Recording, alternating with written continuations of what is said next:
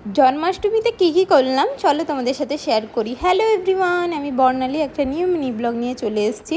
সকালে উঠে স্নান করে আমি এই যে রেডি হয়ে নিচ্ছি, এবার যাব পুজো করতে। যেরকম নিত্যদিনের পুজো করি সেরকমই করব সকালবেলা।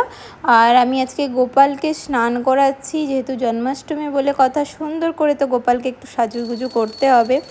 স্নান করিয়ে একদম গোপালকে সাজিয়ে বসিয়ে দিয়েছি সিংহাসনে। তারপর এই যে পুজো করে নিচ্ছি। সকালের ভোগে আমি তেমন কিছু দিচ্ছি না, আম দিচ্ছি আর কালকে নারকেল লাড্ডু বানিয়েছিলাম ওইটাই দিয়েছি। তো পুজো আমার শেষ, এখন গোকুলকে খাওয়ানো হয়ে গেছে।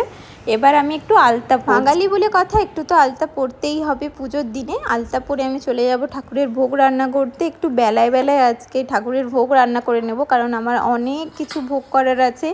আর এগুলো এই রান্নাবান্না না গুছিয়ে দিলে আমি ওদিকে পুজোরও গুছাতে পারবো না, পুজোরও সব কিছু গোছাতে হবে।